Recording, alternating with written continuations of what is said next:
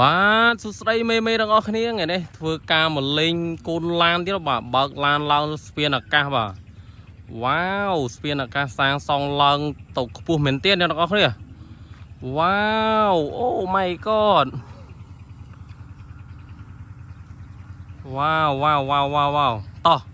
យើងកុំអត់ខាតពេលយើងទៅបើកឡានចូលក្នុងខ្លោងឃ្វាហ្មងបាទខ្លោងឃ្វាក៏បានសាងសង់រួចហើយបាទមើលលេងបើកធ្វើការបើកឡានកុំឲ្យខាតពេលបាទឌីនឲ្យវាមកកុំធ្វើវាឌីននាំមុខឡានក្លុកស៊ីម៉ងនាំមុខឌីនណូកុំ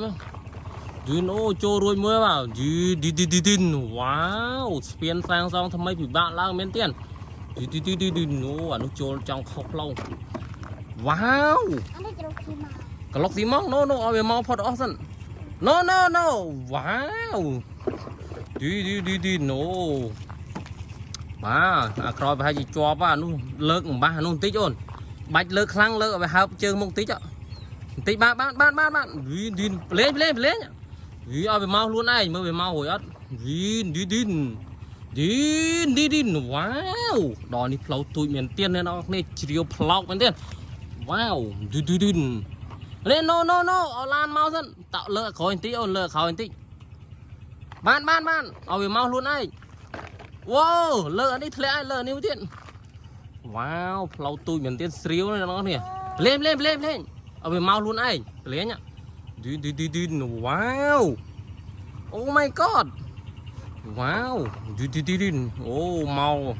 មកត្រង់មែនទេអ្នកនរហងក្រោយឲ្យត្រង់ធ្លាក់ក្រោយដាក់តិចបានអាក្រាលចង់ធ្លាក់ឲ្យលើអាក្រាលហងលើអាក្រាលវ៉ាវធ្លាក់អស់ផ្លូវទូចមែនទេណាឌីនមើលតិចអាក្រោយចង់ធ្លាក់ឲ្យតិចឌីនមើលលេងឌីនលេងឲ្យវាមកខ្លួនឯងឌីនអូតាំងមែនទេផ្លូវចំហង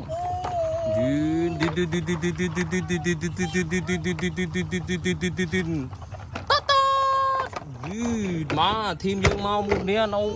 ម៉ៃខូមួយទៀតបាទអ្នកនរទៅបើកម៉ៃខូមួយទៀតបើកម៉ៃខូបើកវ៉ា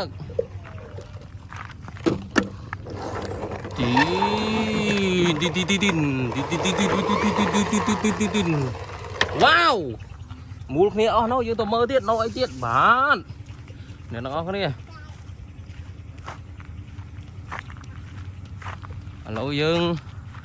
មើលធីមយើងទៅមូលគ្នាអស់ហើយបាទវ៉ាវអូ my god បាទធីមយើងមកមូលគ្នាអ្នកនរគ្នានេះធីមយើងម៉ានវ៉ាវមកមូលគ្នាអស់អ្នកនរគ្នាវ៉ាវ